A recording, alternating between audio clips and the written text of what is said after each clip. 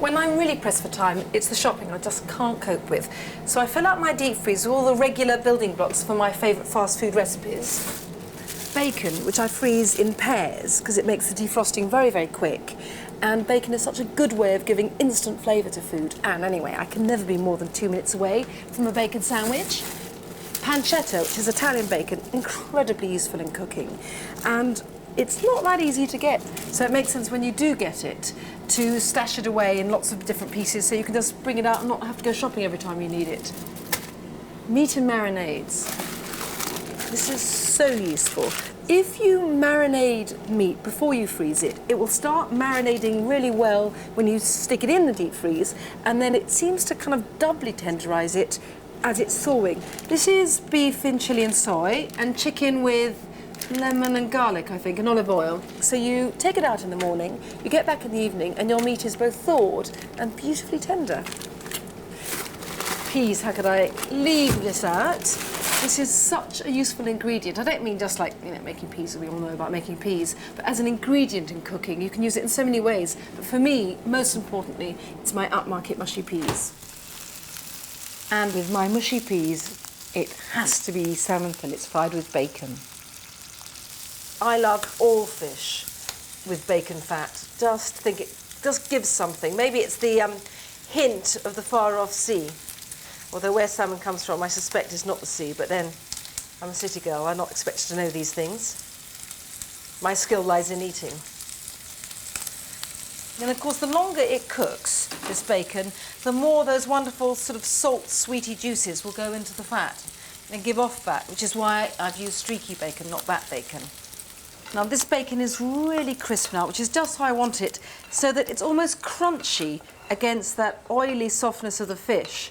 And again, a contrast with the sweet, almost moussiness of my mushy peas. What I've got in here are some garlic cloves.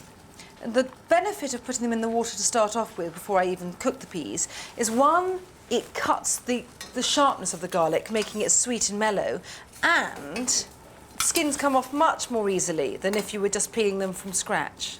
So the idea, take the skins off, plonk them back in, throw in the peas, and just cook them for a few minutes, 3 minutes or so, and then the peas are ready, and then blitz them all.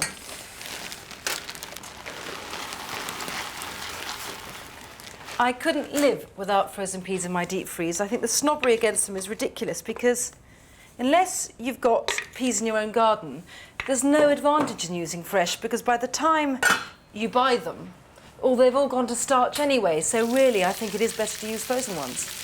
This salmon will need about 4 minutes, 1 minute on the first side and then 3 minutes on the other side just to get lovely and golden and seared. And then I'll just put them on one side while the peas, my lovely petit pois, get turned into mushy peas.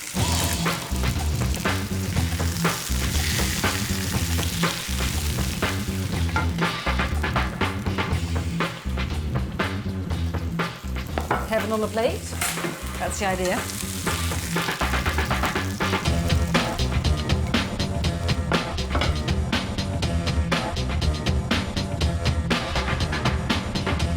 Right, now for a bit of blitzing.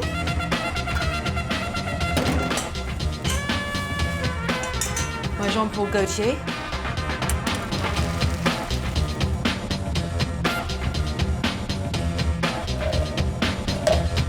Creme fraiche. Don't have to use creme fraiche, but I like the slight sourness because peas are very, very sweet.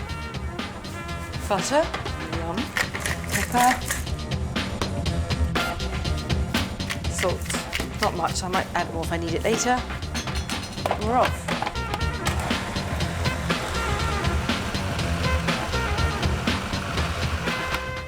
That's it. So all I have to do now is add this to the salmon. You'll see how beautiful the green of the peas looks against that corally pink of the salmon.